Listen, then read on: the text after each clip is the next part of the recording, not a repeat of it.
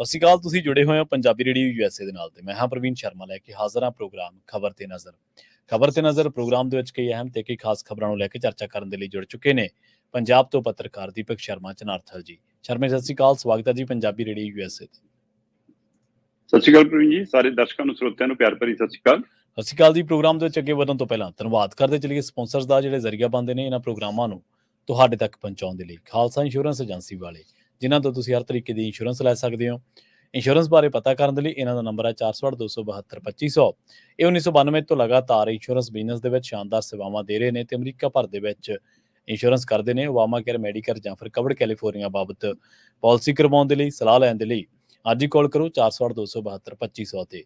ਟਰਕੀਅਨ immigration ਲਾ firm ਵਾਲੇ ਜੇ ਟਰਕੀਆਨਾ ਟੋਨੀ ਟਰਕੀਆਨਾ ਦੇ ਨਾਲ ਤੁਸੀਂ US ਇਮੀਗ੍ਰੇਸ਼ਨ ਬਾਬਤ ਕੋਈ ਵੀ ਸਲਾਹ ਕਰਨੀ ਹੈ, ਕੋਈ ਵੀ ਸਵਾਲ ਪੁੱਛਣਾ ਤੇ ਇਹਨਾਂ ਦਾ ਨੰਬਰ ਹੈ 415-909-0503। Gurdeep Singh Birdi ਕਲੋਵਿਸ, Mandeep Singh, Sandeep Kaur San Jose, Gurpal Singh Sacramento, Jind Kaur Bakersfield, Kamaljit Singh ਮੱਖਣ ਦੌਲਤਪੁਰੀਆ ਸੈਂਟਰਲ ਵੈਲੀ ਤੇ ਜੱਸੀ ਗਿੱਲ ਪਲੰਬਿੰਗ ਵਾਲੇ ਬੇਕਰਸਫੀਲਡ ਤੋਂ। ਇਹਨਾਂ ਸਾਰੇ ਹੀ ਸਪਾਂਸਰਸ ਦਾ ਬਹੁਤ-ਬਹੁਤ ਧੰਨਵਾਦ। ਤੇ ਜੇਕਰ ਤੁਸੀਂ ਵੀ ਪੰਜਾਬੀ ਰੇਡੀਓ USA ਦੇ ਇਹਨਾਂ ਪ੍ਰੋਗਰਾਮਾਂ ਨੂੰ ਸਪਾਂਸਰ ਕਰਨਾ ਚਾਹੁੰਦੇ ਹੋ ਤਾਂ ਸਟੂਡੀਓ ਦਾ ਨੰਬਰ ਹੈ 468-272-5200। ਅੱਜ ਦਾ ਖਬਰ ਤੇ ਨਜ਼ਰ ਪ੍ਰੋਗਰਾਮ ਸਾਲ 2024 ਦੀ 1 ਅਕਤੂਬਰ ਦਾ ਪ੍ਰੋਗਰਾਮ ਹੈ ਤੇ ਦਿਨ ਅੱਜ ਮੰਗਲਵਾਰ ਹੈ। ਖਬਰਾਂ ਦੀ ਸ਼ੁਰੂਆਤ ਕਰੀਏ ਸ਼ਰਮਾ ਜੀ ਪੰਚਾਇਤੀ ਚੋਣਾਂ ਤੋਂ। ਪੰਚਾਇਤੀ ਚੋਣਾਂ ਦੇ ਮਾਮਲੇ ਦੇ ਵਿੱਚ ਜਦੋਂ ਵੀ ਆਪਾਂ ਗੱਲ ਕਰਦੇ ਹਾਂ ਤੇ ਆਪਾਂ ਪੰਚਾਇਤਾਂ ਨੂੰ ਵੱਧ ਅਧਿਕਾਰਾਂ ਦੇ, ਜਿਨ੍ਹਾਂ ਦੇ ਵਿੱਚ ਫਾਈਨਾਂਸ ਵੀ ਹੈ, ਆਰਥਿਕਤਾ ਵੀ ਹੈ ਜਾਂ ਹੋਰ ਹੱਕ ਹਕੂਕ ਨੇ, ਉਹਨਾਂ ਦੀ ਗੱਲ ਕਰਦੇ ਹਾਂ। ਇੱਥੇ ਚੁਣਨੇ ਤਾਂ ਲੋਕਾਂ ਨੇ ਆਗੂ ਸੀਗੇ ਜਿਹੜੇ ਉਹਨਾਂ ਦੀ ਗੱਲ ਗਾਂਹ ਰੱਖਦੇ ਅਧਿਕਾਰੀਆਂ ਤੱਕ, ਆਲਾ ਅਫਸਰਾਂ ਤੱਕ, ਪਰ ਗੱਲ ਦੂਜੇ ਪਾਸੇ ਨੂੰ ਜਾ ਵੜੀ। ਹਰ ਵਾਰ ਦੀ ਤਰ੍ਹਾਂ ਰਵਾਇਤੀ ਪਾਰਟੀਆਂ ਦੇ ਸ਼ਾਸਨ ਵਾਂਗੂ ਇਸ ਪਾਰਟੀ ਦੇ ਸ਼ਾਸਨ ਦੇ ਵਿੱਚ ਵੀ ਲਹੂ ਨਾਲ ਸਿੰਜੀਆਂ ਜਾਣ ਲੱਗੀਆਂ ਕਹਿੰਦੇ ਪੰਚਾਇਤੀ ਚੋਣਾਂ। ਪ੍ਰਵੀਨ ਜੀ, ਪੰਚਾਇਤੀ ਚੋਣਾਂ ਦੇ ਐਲਾਨ ਨਾਲ ਜਾਂ ਇਹਦੀਆਂ ਚਰਚਾਵਾਂ ਦੇ ਦਰਮਿਆਨ ਆਪਾਂ ਲਗਾਤਾਰ ਇਸ ਪਹਿਲੂ ਤੇ ਗੱਲ ਕਰਦੇ ਆਏ ਹਾਂ ਕਿ ਇਹ ਸਭ ਤੋਂ ਜ਼ਿਆਦਾ ਚਰਚਿਤ ਔਰ ਸਭ ਤੋਂ ਜ਼ਿਆਦਾ ਮੁਸ਼ਕਲ ਚੋਣਾਂ ਹੁੰਦੀਆਂ ਜੀ। ਔਰ ਭਗਵੰਤ ਮਾਨ ਤੇ ਉਹਨਾਂ ਦੀ ਸਰਕਾਰ ਇਸ ਗੱਲ ਤੋਂ ਵਾਕਫ ਹੈ, ਕਿਉਂਕਿ ਉਹ ਕਹਿੰਦੇ ਸੀ ਆਇਓ ਪਿੰਡਾਂ ਚੋਂ।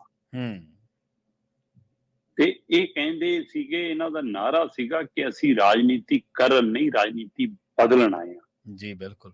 ਤੋਂ ਬਿਲਕੁਲ ਇਹਨਾਂ ਨੇ ਰਾਜਨੀਤੀ ਬਦਲੀ ਹੈ ਔਰ ਇਹ ਦੂਜੀਆਂ ਰਵਾਇਤੀ ਪਾਰਟੀਆਂ ਨਾਲੋਂ ਵੀ 2 ਡਿੰਗ ਅੱਗੇ ਲੰਘ ਗਏ। ਉਹਨਾਂ ਨੂੰ ਵੀ 2 ਕਦਮ ਅੱਗੇ ਟੱਪ ਗਏ। ਪਿੰਡਾਂ ਦੇ ਵਿੱਚ ਅਕਸਰ ਪੰਚਾਇਤੀ ਚੋਣਾਂ ਦੌਰਾਨ ਟਸਲ, ਤਕਰਾਰ, ਇੱਥੋਂ ਤੱਕ ਕਿ ਕਈ ਝਗੜੇ ਵੀ ਹੁੰਦੇ ਨੇ। ਪਰ ਜਿਸ ਕਦਰ ਦਾ ਵਰਤਾਰਾ ਇਸ ਵਾਰ ਮਤਲਬ ਕਿ DC ਦਫ਼ਤਰਾਂ ਦੇ ਵਿੱਚ ਅਧਿਕਾਰੀਆਂ ਦੇ ਬਾਹਰ, ਦਫ਼ਤਰਾਂ ਦੇ ਬਾਹਰ ਦੇਖਣ ਨੂੰ ਮਿਲ ਰਿਹਾ, ਸ਼ਾਇਦ ਏਦਾਂ ਕਦੇ ਇੰਨਾ ਖੁੱਲ੍ਹੇਆਮ ਆਹ ਚੀਜ਼ ਨਹੀਂ ਹੋਈ। ਅਜੇ ਤਾਂ ਪਿੰਡਾਂ 'ਚ ਵੋਟਾਂ ਮੰਗਣੀਆਂ ਨੇ, ਅਜੇ ਤਾਂ ਘਰੋਂ ਘਰੀ ਜਾਣਾ ਹੈ, ਅਜੇ ਤਾਂ ਬੂਥ ਲੱਗਣੇ ਨੇ, ਵੋਟਾਂ ਪੈਣੀਆਂ ਨੇ, ਹੁਣੇ ਲਹੂ ਡੁੱਲਣ ਲੱਗ ਪਿਆ। ਨਾਮਜ਼ਦਗੀਆਂ ਤੇ ਪੱਥਰ ਛੱਡੋ, ਗੋਲੀਆਂ ਚੱਲਣ ਲੱਗ ਪਈਆਂ। ਪੁਲਿਸ ਨੂੰ AK-47 ਚਲਾਉਣੀ ਪਈ ਹੈ ਜਾਂ ਜਾਣ ਕੇ ਚਲਾਈ ਹੈ ਜੀ? ਇਹ ਸੁਰੱਖਿਆ ਲਈ ਸੀ ਜਾਂ ਡਰਾਉਣ ਲਈ ਸੀ? ਬਿਲਕੁਲ ਇਹਦੇ ਵਿੱਚ ਕੋਈ ਦੋ ਰਾਏ ਨਹੀਂ ਗਈ ਔਰ ਕੋਈ ਸ਼ੰਕੇ ਸ਼ੋਬੇ ਨਹੀਂ ਗਏ ਕਿ ਅਕਾਲੀ ਭਾਜਪਾ ਦੇ ਰਾਜ ਦੇ ਵਿੱਚ ਉਹਨਾਂ ਨੇ ਚੰਮਦੀਆਂ ਚਲਾਈਆਂ, ਕਾਂਗਰਸ ਦੇ ਰਾਜ ਦੇ ਵਿੱਚ ਉਹਨਾਂ ਨੇ ਧੱਕਾ ਕੀਤਾ। ਪਰ ਤੁਸੀਂ ਤਾਂ ਇਹ ਸਾਰੀਆਂ ਰਵਾਇਤਾਂ ਤੋੜਨ ਆਏ ਸੀ ਨਾ। ਤੁਸੀਂ ਤਾਂ ਲੋਕਤੰਤਰ ਦੇ ਹਾਮੀ ਸੀ, ਤੁਸੀਂ ਤਾਂ ਲੋਕਪਾਲ ਲਿਆਉਣ ਦੇ ਲਈ ਧਰਨੇ ਲਾਉਣ ਵਾਲੇ ਸੀ ਤੇ ਤੁਸੀਂ ਲੋਕਾਂ ਨੂੰ ਚੁੱਲ੍ਹਾ ਟੈਕਸ ਦੀਆਂ ਪਰਚੀਆਂ ਦੇਣੋਂ ਵੀ ਭੱਜ ਗਏ। ਤੁਸੀਂ ਤਾਂ ਲੋਕਾਂ ਨੂੰ NOC ਦੇਣੋਂ ਵੀ ਭੱਜ ਗਏ। ਤੁਸੀਂ ਤਾਂ ਜਿਹੜਾ ਚੋਣ ਲੜਨਾ ਚਾਹੁੰਦਾ ਉਹਨਾਂ ਨੂੰ ਲਿਸਟਾਂ ਤੱਕ ਨਹੀਂ ਉਪਲਬਧ ਕਰਾ ਰਹੇ।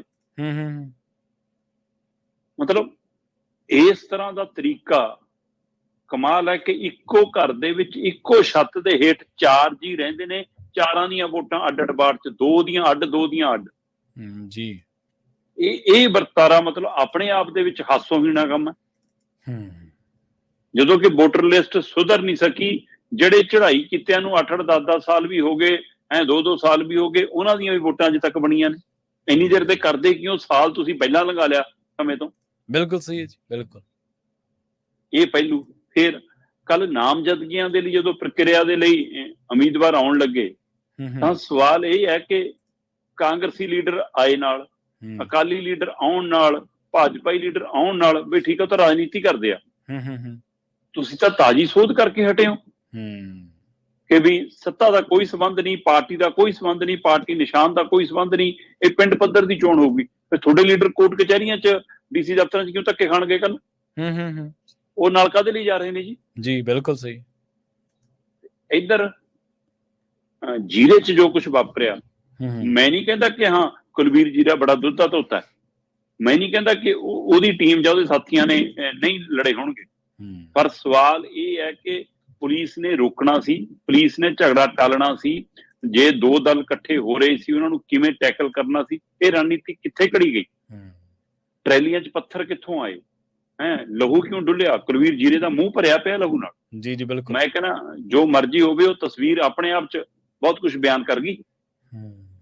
ਸੋ ਇਹ ਤੋਂ ਬਾਅਦ ਕਹਿੰਦੇ ਜੀ ਰਿਵਾਲਵਰ ਨਾਲ ਵੀ ਗੋਲੀਆਂ ਚਲਾਉਣੀਆਂ ਪਈਆਂ ਪੁਲਿਸ ਨੂੰ, ਹਵਾਈ ਫਾਇਰ AK-47 ਨਾਲ ਕਰਨੀ ਪਈਆਂ, ਵਾਟਰ ਕੈਨਨ ਦੀ ਵਰਤੋਂ ਵੀ ਕਰਨੀ ਪਈ, ਉਹਦੇ ਬਾਵਜੂਦ ਵੀ ਦਰਜਨਾਂ ਜ਼ਖਮੀ ਨੇ, ਜਿਹੜੇ ਇਲਾਜ ਨੇ। ਤੇ ਕੁਲਵੀਰ ਜੀਰਾ ਸਿੱਧਾ ਕਹਿ ਰਿਹਾ ਕਿ ਅਸੀਂ ਜੀ DSP ਨੂੰ ਵੀ ਦੱਸਿਆ ਸੀ, SSP ਨੂੰ ਵੀ ਦੱਸਿਆ ਸੀ, DC ਨੂੰ ਵੀ ਦੱਸਿਆ ਸੀ ਕਿ ਜਨਾਬ ਇਹ ਸਾਡੇ ਤੇ ਹਮਲਾ ਕਰਨਗੇ। ਤੇ ਫਿਰ ਰਾਜਾ ਵੜਿੰਗ ਮਤਲਬ ਵਿਰੋਧੀ ਧਿਰ 'ਚ ਬੈਠ ਕੇ ਤੁਹਾਡੇ ਜਿਹੇ ਬੋਲ ਵਿਗੜਦੇ ਨੇ, ਉਹ ਵੀ ਆਪਣੇ ਆਪ ਸਵਾਲ ਹੈ। ਰਾਜਾ ਵੜਿੰਗ ਕਹਿੰਦਾ ਕਿ ਕੋਈ ਨਾ, ਸਾਡੀ ਸਰਕਾਰ ਆ ਜਾਂਦੇ, DSP ਨੂੰ ਅਸੀਂ ਟੰਗਾਂਗੇ ਪੁੱਠਾ, ਹੈ ਨਾ। ਉਧਰ ਜੀਰਾ ਹੋਰੀ ਇਸੇ ਤਰ੍ਹਾਂ ਇਸੇ ਬਾਕੀ ਸੁਰ 'ਚ ਬੋਲ ਰਹੇ ਨੇ। ਤੇ ਉਹ ਤੋਂ ਬਾਅਦ ਕੱਲ ਮੈਂ ਦੇਖ ਰਿਹਾ ਸੀ ਸੁਖਜਿੰਦਰ ਰੰਧਾਵਾ ਹੋਰੀ, ਤ੍ਰਿਪਿੰਦਰ ਬਾਜਵਾ ਤੇ ਪ੍ਰਤਾਪ ਬਾਜਵਾ ਹੋਰੀ DC ਦਫ਼ਤਰ ਦੇ ਕਮਰੇ 'ਚ ਵੜ ਗਏ ਤੇ DC ਗੱਲ ਕਰਨ ਨੂੰ ਤਿਆਰ ਨਹੀਂ, DC ਗੱਲ ਸੁਣਨ ਨੂੰ ਤਿਆਰ ਨਹੀਂ। ਉਹ ਕਹਿੰਦੇ ਜੀ ਸਾਨੂੰ ਲਿਸਟਾਂ ਨਹੀਂ ਮਿਲਦੀਆਂ, ਮਤਲਬ ਉਹ ਵੀ ਪੂਰੀ ਰਾਜਨੀਤਿਕ ਧਿਰ ਵਜੋਂ ਹੀ ਆਏ ਨੇ ਨਾ। ਤੇ DC ਕਹਿੰਦਾ ਮੈਂ 2 ਤੋਂ ਵੱਧ 3 ਤੋਂ ਵੱਧ ਗੱਲ ਨਹੀਂ ਕਰਨੀ ਜੀ, DC ਕਮਰਾ ਛੱਡ ਕੇ ਚਲਾ ਗਿਆ। ਹਾਂਜੀ ਬਿਲਕੁਲ। ਤੇ ਫਿਰ ਸੁਖਜਿੰਦਰ ਰੰਧਾਵਾ ਦੇ ਬੋਲ ਵੀ ਅਸੀਂ ਵਿਗੜਦੇ ਦੇਖੇ ਉੱਥੇ। ਉਹ ਕਹਿੰਦਾ ਜੀ ਕਿ ਇਹ ਕਿਸੇ ਦੇ ਬਾਪ ਦਾ ਦਫ਼ਤਰ ਥੋੜਾ, DC ਦੇ ਬਾਪ ਦਾ ਦਫ਼ਤਰ ਥੋੜਾ ਹੈ ਨਾ, ਸਾਡਾ ਨੌਕਰ ਆ, ਅਸੀਂ ਆਹ ਬੈਠੇ ਹਾਂ, ਅਸੀਂ ਐਂ ਕਰ ਦਾਂਗੇ, ਸਾਡੀ ਸਰਕਾਰ ਆਊਗੀ ਫਿਰ ਦੇਖਾਂਗੇ। ਸਾਰਾ ਕੁਛ ਹੋਇਆ। ਪਰ ਇੱਕ ਪਾਸੇ ਇੱਕ ਅਫਸਰ ਦੀ ਵੀਡੀਓ ਮੈਂ ਦੇਖ ਰਿਹਾ ਜਿਹੜਾ ਇੱਕ ਚਿੱਟਦਾੜੀਏ ਬਜ਼ੁਰਗ ਨੂੰ ਮਾਂ ਭੈਣ ਦੀ ਗਾਲਾਂ ਕੱਢੀ ਜਾਂਦਾ। ਬਿਲਕੁਲ ਸਹੀ ਹੈ ਜੀ। ਅਫਸਰ ਹੈ, ਮੌਕੇ ਦਾ ਅਫਸਰ ਹੈ, BDP ਉਹਦੇ ਜਵਾਕ ਦਾ, ਉਹਦੇ ਪੋਤੇ ਦੀ ਉਮਰ ਦਾ ਹੋਣਾ, ਹੈ ਨਾ। ਤੇ ਉਹ ਭੈਣ ਦੀ ਗਾਲ ਕੱਢ ਕੇ, ਮਾਂ ਦੀ ਗਾਲ ਕੱਢ ਕੇ ਇੱਕ ਬੰਦੇ ਨਾਲ ਗੱਲ ਕਰਦਾ, ਮਤਲਬ ਇਹ ਅਫਸਰ ਦੀ ਲਿਆਕਤ ਹੈ।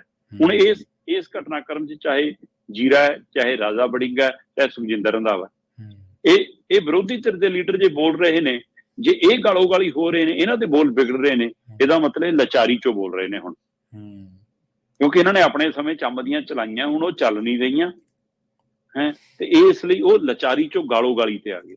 ਪਰ ਇੱਕ ਅਫਸਰ ਗਾਲ ਕੱਢੇ, ਇਹਦਾ ਮਤਲਬ ਧੌਂਸ 'ਚੋਂ ਗਾਲ ਕੱਢ ਰਿਹਾ, ਉਹ ਸੱਤਾ ਦੇ ਨਸ਼ੇ 'ਚੋਂ, ਆਪਣੀ ਕੁਰਸੀ ਦੀ ਤਾਕਤ 'ਚੋਂ ਗਾਲ ਕੱਢ ਰਿਹਾ। ਦੋਵੇਂ ਗਾਲਾਂ 'ਚ ਫਰਕ ਹੈ ਜੀ ਜੀ। ਸੋ ਪਰ ਜਿਸ ਕਦਰ ਮਤਲਬ ਕਿ ਖੂਨੀ ਹਿੰਸਾ ਹੋ ਰਹੀ ਹੈ, ਤੇ ਮੈਨੂੰ ਇਸ ਗੱਲ ਦਾ ਫਿਕਰ ਹੈ ਕਿ ਅਜੇ ਤਾਂ ਨਾਮਜ਼ਦਗੀਆਂ 4 ਤਰੀਕ ਤੱਕ ਹੋਣੀਆਂ ਜੀ ਜੀ, ਤੇ ਅਸਲੀ ਝਗੜੇ ਤਾਂ ਕਾਗਜ਼ ਰੱਦ ਵਾਲੀਆਂ ਤਰੀਕਾਂ ਤੋਂ ਬਾਅਦ ਸ਼ੁਰੂ ਹੋਣੇ ਆ।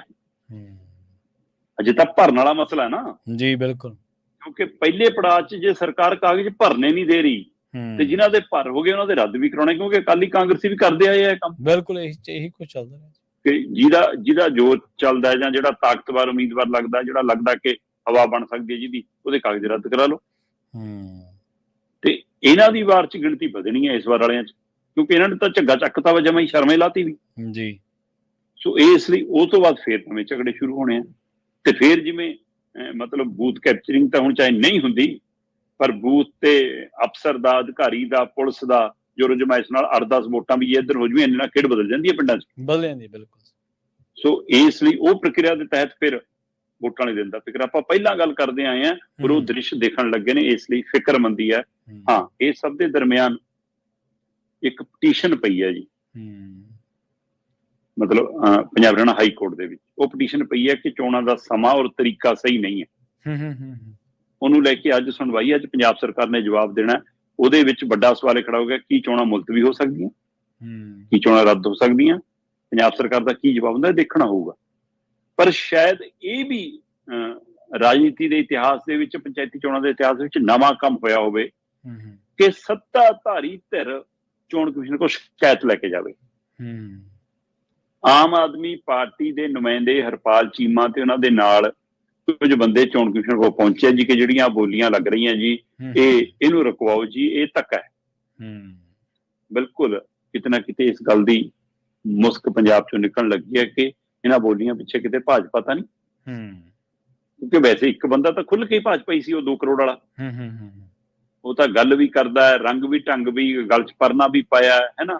ਤੇ ਪਰ ਉਹ ਤੋਂ ਬਾਅਦ ਹੁਣ ਇਹ ਵੀ ਪਹਿਲੂ ਆ ਕਿ ਜਿਹੜੇ 60 ਲੱਖ ਵਾਲੇ ਆ ਗਏ, 65 ਲੱਖ ਵਾਲੇ ਆ ਗਏ, 30 ਲੱਖ ਵਾਲੇ ਆ ਗਏ, ਮਤਲਬ ਕਰੋੜ ਵਾਲੇ ਆ ਗਏ। ਆ ਹੁਣ ਇੱਕ ਨਵੀਂ ਚੱਲੀ ਜਾਂਦੀ ਹੈ ਕਿ 2 ਕਿੱਲੇ ਵੀ ਦਊਂਗਾ, 10 ਲੱਖ ਵੀ ਦਊਂਗਾ, ਹੈ ਨਾ, ਉਹ ਵਾਲੇ ਆ ਗਏ। ਕੀ ਇਹਦੇ ਪਿੱਛੇ ਕਿਤੇ ਕੋਈ ਧਿਰਤਾ ਨਹੀਂ, ਪਾਰਟੀ ਤਾਂ ਨਹੀਂ ਆ ਗਈ, ਜਾਂ ਪੰਜਾਬ ਨੇ ਟ੍ਰੈਂਡ ਬਦਲ ਲਿਆ? ਸੋ ਇਸ ਹਵਾਲੇ ਨਾਲ ਪੰਜਾਬ ਸਰਕਾਰ ਮਤਲਬ ਕਿ ਸੱਤਾਧਾਰੀ ਧਿਰ ਸ਼ਿਕਾਇਤ ਲੈ ਕੇ ਜਾ ਰਹੀ ਹੈ ਚੋਣ ਕਮਿਸ਼ਨ ਅੱਗੇ, ਧੱਕਾ ਹੋ ਗਿਆ ਜੀ।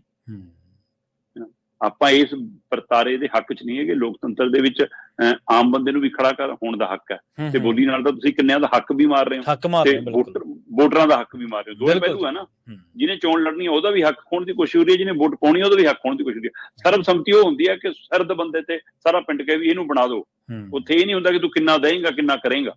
ਪਿੰਡ ਆਪ ਕਹਿੰਦਾ ਵੀ ਸਾਨੂੰ, ਅਸੀਂ ਵੋਟ ਨਹੀਂ ਪਾਉਣੀ, ਸਾਨੂੰ ਇਹ ਮਨਜ਼ੂਰ, ਹਾਂ ਇਹਨੂੰ ਬਣਾ ਦਿਓ। ਉਹ ਹੈ ਸਰਬਸੰਮਤੀ। ਆਹ ਸਰਬਸੰਮਤੀ ਨਹੀਂ ਕਿ ਸਾਡੇ ਵਾਲਾ ਹੀ ਚੁਣ ਲਓ ਤਾਂ ਹੀ, ਪੈਸੇ ਨਾਲ ਹੀ ਚੁਣ ਲਓ ਤਾਂ। ਇਹ ਸਰਬਸੰਮਤੀ ਨਹੀਂ ਹੈ, ਇਹ ਧੱਕਾ ਹੈ।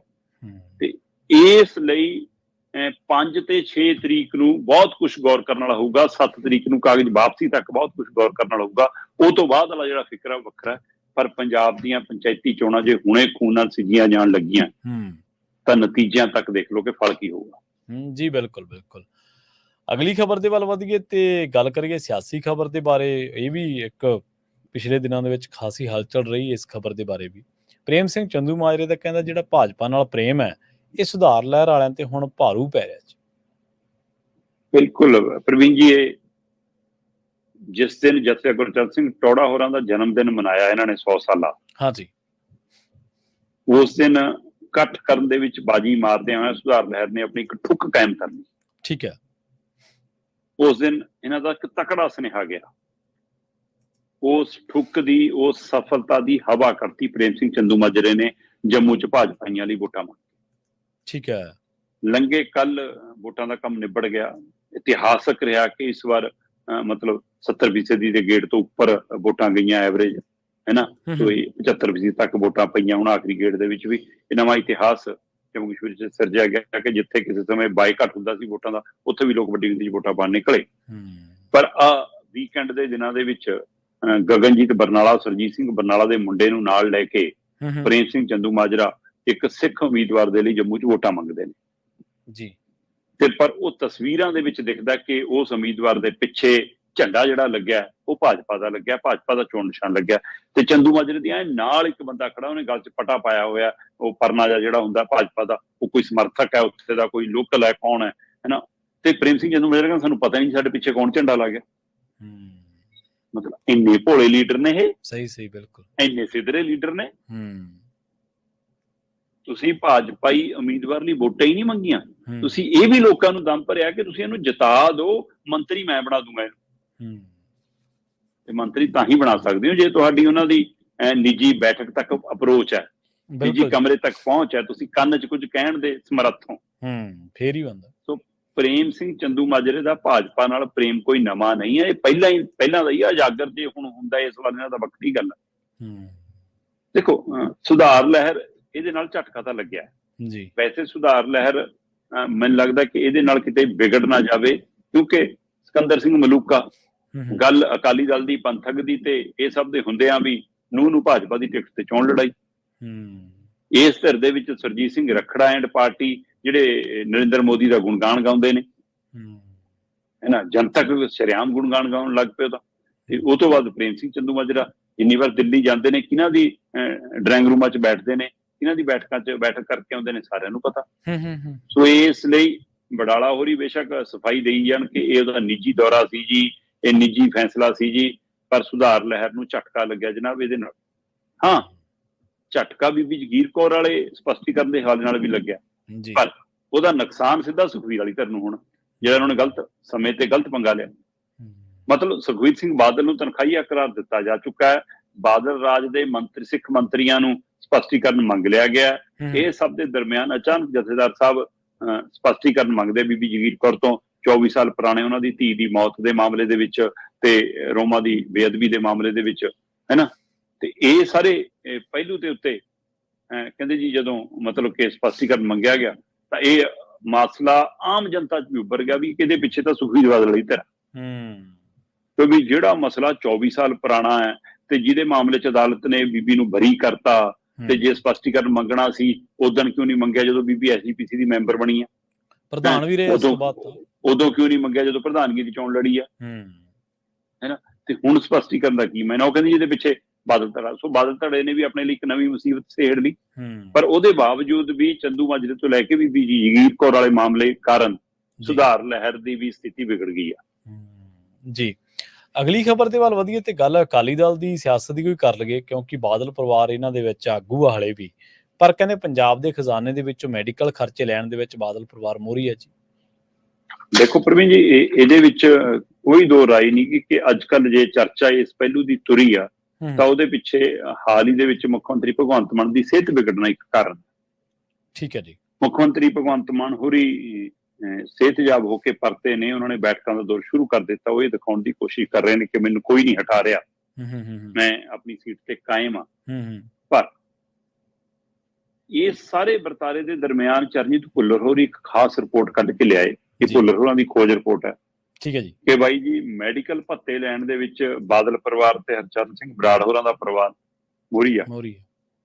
ਔਰ ਪਹਿਲੀਆਂ ਚਾਹੇ ਕਾਂਗਰਸੀ ਨੇ ਚਾਹੇ ਅਕਾਲੀ ਨੇ, ਉਹਨਾਂ ਨੇ ਦੱਬ ਕੇ ਮਤਲਬ ਮੈਡੀਕਲ ਭੱਤਿਆਂ ਦੀ ਵਰਤੋਂ ਕੀਤੀ ਆ। ਤੇ ਮੌਜੂਦਾ ਸਰਕਾਰ ਇਸ ਮਾਮਲੇ ਦੇ ਵਿੱਚ ਬਹੁਤ ਪਿਛਾ ਹੈ ਤੇ ਇਹ ਇਹਨਾਂ ਦਾ ਮਜ਼ਬੂਤ ਪਹਿਲੂ ਬਣਦਾ ਹੈ ਆਮ ਆਦਮੀ ਪਾਰਟੀ ਦਾ। ਇਹ ਇਹਨਾਂ ਦਾ ਸ਼ਲਾਘਾਯੋਗ ਕਦਮ ਬਣਦਾ ਕਿ 2.5 ਸਾਲਾਂ ਦੇ ਵਿੱਚ ਸਿਰਫ 10 ਲੱਖ ਮੈਡੀਕਲ ਭੱਤਿਆਂ ਦੀ ਵਸੂਲੀ ਹੋਈ ਹੈ। 10 ਲੱਖ ਦੇ ਕਰੀਬ ਹੈ, 10 ਲੱਖ ਤੋਂ ਘੱਟ ਆ, ਵੱਧ ਨਹੀਂ। ਜੀ ਹੈ ਨਾ। ਤੇ ਜਦੋਂ ਕਿ ਲਏ ਵੀ 4 ਜਾਂ 5 ਜਣਿਆਂ ਨੇ, 4 ਮੰਤਰੀਆਂ ਨੇ ਤੇ ਇੱਕ ਮੁੱਖ ਮੰਤਰੀ, ਅਜੇ ਤੱਕ 5 ਜਣਿਆਂ ਨੇ ਇਹ ਭੱਤੇ ਵਸੂਲੇ ਨੇ। ਦੂਏ ਪਾਸੇ ਰਿਕਾਰਡ ਟੁੱਟੇ ਪਏ ਨੇ। ਇੱਧਰ 10 ਲੱਖ ਤੇ ਉਧਰ ਕਰੋੜਾਂ ਚ ਹੈ, ਉਧਰ ਕੱਲੇ ਦਾ ਲੱਖਾਂ ਚ ਹੈ। ਸੋ ਜੇਕਰ ਮੈਂ ਇਸ ਹਵਾਲੇ ਨਾਲ ਝਾਤ ਮਾਰਾਂ ਤਾਂ 15 ਮੰਤਰੀ ਅੱਜ ਦੀ ਤਰੀਕ ਚ ਹੈਗੇ, ਹੈ ਨਾ। 7 ਹੁਣ ਤੱਕ ਕਿਸੇ ਨਾ ਕਿਸੇ ਵਾਲੇ ਨਾਲ ਬਾਹਰ ਹੋ ਚੁੱਕੇ ਨੇ, 4 ਹੁਣ ਹੋਏ ਨੇ, 3 ਪਹਿਲਾਂ ਹੋ ਗਏ ਸੀ, 1 MP ਕਰਕੇ ਚਲਾ ਗਿਆ, 8 ਹੋ ਗਏ, 15 8 23। ਸੋ 23 ਦੇ ਵਿੱਚੋਂ ਅਜੇ ਤੱਕ ਸਿਰਫ 5 ਜਣਿਆਂ ਨੇ ਪੌਣੇ 10 ਲੱਖ ਦੇ ਕਰੀਬ, 10 ਲੱਖ ਤੋਂ ਘੱਟ ਮੈਡੀਕਲ ਭੱਤੇ ਲਏ ਆ, ਜਿਨ੍ਹਾਂ ਚ ਸਭ ਤੋਂ ਵੱਧ ਲਾਲਜੀਤ ਭੁੱਲਰ ਨੇ 4,25,000 ਦੇ ਮੈਡੀਕਲ ਭੱਤੇ ਵਸੂਲੇ ਆ। ਇਸੇ ਤਰ੍ਹਾਂ ਮੁੱਖ ਮੰਤਰੀ ਹੋਰਾਂ ਦੇ 4 ਲੱਖ ਹੈ। ਹੋ ਸਕਦਾ ਇਹਦੇ ਵਿੱਚ ਤਾਜ਼ੇ ਜਿਹੜੇ ਫੋਟੋ ਸਟ੍ਰਾਈਕ ਆ ਉਹਦੇ ਵਾਲੇ ਅਜੇ ਸ਼ਾਮਲ ਨਾ ਹੋਏ ਹੋਣ। ਉਹਦੇ ਸ਼ਾਮਲ ਹੋਣ ਨਾਲ ਹੋ ਸਕਦਾ ਇਕੱਲੇ ਮੁੱਖ ਮੰਤਰੀ ਦੇ 8-10 ਲੱਖ ਹੋ ਜਾਣ ਹੈ। ਸੋ ਉਹ ਤੋਂ ਬਾਅਦ ਫਿਰ ਅਨਮੋਲ ਗਗਨ ਮਾਨ ਜਿਹਨੇ 1,20,000 ਦੇ ਮੈਡੀਕਲ ਭੱਤੇ ਲਏ ਆ। ਤੇ ਲਾਲਚੰਦ ਕਟਾਰੂ ਚੱਕ 38,000 ਦੇ ਹੀ ਲਏ ਆ। ਤੇ ਜੋੜਾ ਮਾਜਰਾ ਜਿਹਨੇ 2500 ਤੇ ਲਏ ਆ। ਸੋ ਇੰਜੇ 10 ਲੱਖ ਦੇ ਗੇੜ ਬਣਦੇ ਆ। ਪਰ ਪ੍ਰਕਾਸ਼ ਸਿੰਘ ਬਾਦਲ ਹੋਰਾਂ ਦੇ ਪਰਿਵਾਰ ਨੇ 5 ਕਰੋੜ ਤੱਕ ਦੇ ਮੈਡੀਕਲ ਭੱਤੇ ਲਏ ਹੋਏ ਆ। ਹੁਣ ਅਗਲੇ ਕਹਿਣਗੇ ਵੀ ਇਹਨਾਂ ਦੇ 2.5 ਸਾਲ ਹੈ, ਉਹਦੇ ਇੰਨੇ ਸਾਲ ਰਹੇ ਆ ਰਾਜ। ਮੈਂ ਕਹਿੰਦਾ ਬਿਲਕੁਲ, ਪਰ ਜਿਹੜੇ ਸਮੇਂ ਦੀਆਂ ਉਹ ਗੱਲਾਂ, ਉਸ ਸਮੇਂ ਤਾਂ ਮੈਡੀਕਲ ਸਹੂਲਤਾਂ ਸਸਤੀਆਂ ਵੀ ਹੋਣੀਆਂ। ਪਰ ਜਨਾਬ ਤਾਂ ਦੰਦ ਦਿਖਾਉਣ ਵੀ, ਦੰਦ ਕਢਾਉਣ ਵੀ ਅਮਰੀਕਾ ਜਾਂਦੇ ਸੀ। ਜੀ ਬਿਲਕੁਲ। ਸੋ ਜੜਾਂ ਦੇ ਇਲਾਜ ਵੀ ਉੱਥੇ ਹੁੰਦੇ ਸੀ। ਕੰਨਾਂ ਵਾਲੀ ਮਸ਼ੀਨ ਲੈ ਲਈ 36,000 ਦੀ, ਬਾਦਲ ਸਾਹਿਬ ਨੇ ਕਹਿੰਦੇ ਉਹ ਵੀ ਮੈਡੀਕਲ ਭੱਤੇ ਚੋਂ ਹੀ ਲਈ। 1998 ਤੋਂ ਲੈ ਕੇ 2017 ਤੱਕ 4 ਕਰੋੜ 98 ਲੱਖ, ਲਗਭਗ 5 ਕਰੋੜ ਮੈਡੀਕਲ ਭੱਤਿਆਂ ਦੀ ਵਸੂਲੀ ਬਾਦਲ ਪਰਿਵਾਰ ਨੇ ਕੀਤੀ ਹੈ। ਇਹਦੇ ਨਾਲ ਨੰਬਰ 1 ਨੇ। ਤੇ ਪਿੱਛੇ ਹਰਚਰਨ ਸਿੰਘ ਬਰਾੜ ਵੀ ਨਹੀਂ, ਪੌਣੇ 5 ਕਰੋੜ ਦੀ ਵਸੂਲੀ ਉਹਨਾਂ ਨੇ ਵੀ ਕੀਤੀ ਹੋਈ ਹੈ ਮੈਡੀਕਲ ਭੱਤਿਆਂ ਦੀ। ਹਰਚਰਨ ਬਰਾੜ ਨੇ ਆਪਣੇ ਲਈ, ਆਪਣੇ ਮੁੰਡਿਆਂ ਲਈ, ਪਰਿਵਾਰ ਲਈ 4 ਕਰੋੜ 72 ਲੱਖ ਤੋਂ ਵੱਧ ਦੀ ਵਸੂਲੀ ਹੈ ਜੀ ਮੈਡੀਕਲ ਭੱਤਿਆਂ ਦੀ। ਇਹਦੇ ਵਿੱਚ ਜਿਹੜੇ ਪਰਸਨਲੀ ਨਿੱਜੀ ਤੌਰ ਤੇ ਬਾਜੀ ਮਾਰਨ ਚ ਰਹੇ ਨੇ, ਰਣਜੀਤ ਸਿੰਘ ਤਲਵੰਡੀ ਹੋਰੀ 42 ਲੱਖ ਤੋਂ ਉੱਪਰ, 42,26,000 ਦੇ ਮੈਡੀਕਲ ਭੱਤੇ ਨੇ। ਇਸੇ ਤਰ੍ਹਾਂ ਤੇਜ ਪ੍ਰਕਾਸ਼ ਹੋਰੀ 29,60,000 ਹੈ। ਸ਼ਰਨਜੀਤ ਸਿੰਘ ਢਿੱਲੋਂ ਹੋਰੀ 21 ਲੱਖ ਤੋਂ ਵੱਧ, ਹੈ ਨਾ। ਬ੍ਰਹਮ ਮਹਿੰਦਰਾ ਹੋਰੀ 18 ਲੱਖ ਤੋਂ ਵੱਧ ਹੈ ਜੀ। ਫਿਰ ਉਸ ਤੋਂ ਬਾਅਦ ਰਣਜੀਤ ਸਿੰਘ ਬ੍ਰਹਮਪੁਰਾ 4 ਲੱਖ ਤੋਂ ਵੱਧ, ਗੁਲਜ਼ਾਰ ਸਿੰਘ ਰਣੀਕੇ 3 ਲੱਖ ਤੋਂ ਉੱਪਰ, ਲਾਲ ਸਿੰਘ ਵੀ 3 ਲੱਖ ਤੋਂ ਉੱਪਰ, ਜਥੇਦਾਰ ਤੋਤਾ ਸਿੰਘ ਵੀ 3 ਲੱਖ ਤੋਂ ਵੱਧ, ਸੁਰਜੀਤ ਸਿੰਘ ਰੱਖੜਾ ਵੀ 2 ਲੱਖ ਤੋਂ ਵੱਧ, OP ਸੋਨੀ ਨੇ ਵੀ ਆਪਣੇ ਪਰਿਵਾਰ ਲਈ 3,77,000, ਲਗਭਗ ਪੌਣੇ 4 ਲੱਖ ਤੋਂ ਵੱਧ ਇਹ ਰਾਸ਼ੀ ਵਸੂਲੀ ਹੈ। ਠੀਕ ਹੈ। ਤੇ ਜੇ ਮੈਂ 2007 ਤੋਂ ਲੈ ਕੇ 2022 ਤੱਕ ਦੇਖਾਂ, ਆਮ ਆਦਮੀ ਪਾਰਟੀ ਦੇ ਆਉਣ ਤੋਂ ਪਹਿਲਾਂ ਤੱਕ ਦੇਖਾਂ, ਤਾਂ ਉਸ ਸਮੇਂ ਦੇ ਮੰਤਰੀ, MLA, ਸਾਬਕਾ MLA ਸਭ ਨੇ ਲਗਭਗ 23.5 ਕਰੋੜ ਦੀ ਵਸੂਲੀ ਕੀਤੀ ਹੋਈ ਹੈ ਜਨਾਬ। ਉਹ ਅੱਛਾ। 23 ਕਰੋੜ 50 ਲੱਖ ਦੇ ਬਿੱਲ ਇਹਨਾਂ ਨੇ ਵਸੂਲੇ ਨੇ। ਤੇ ਚਾਹੇ ਮੈਂ ਹੁਣ ਤੱਕ ਦੀ ਸਰਕਾਰ ਦੇ ਹਵਾਲੇ ਨਾਲ ਆ ਜਾਵਾਂ, ਕਿਸੇ ਵੀ MLA ਦਾ, ਕਿਸੇ ਵੀ ਸਾਬਕਾ ਦਾ, ਕਿਸੇ ਵੀ ਮੌਜੂਦਾ ਮੰਤਰੀ ਦਾ, ਕਿਸੇ ਵੀ ਸਾਬਕਾ ਦਾ, ਇਹਨਾਂ ਸਾਰੇ ਵਸੂਲੀ ਵਾਲੇ ਮੈਡੀਕਲ ਬਿੱਲਾਂ ਦੇ ਵਿੱਚੋਂ ਇੱਕ ਵੀ ਬਿੱਲ ਸਰਕਾਰੀ ਨਹੀਂ ਆਇਆ।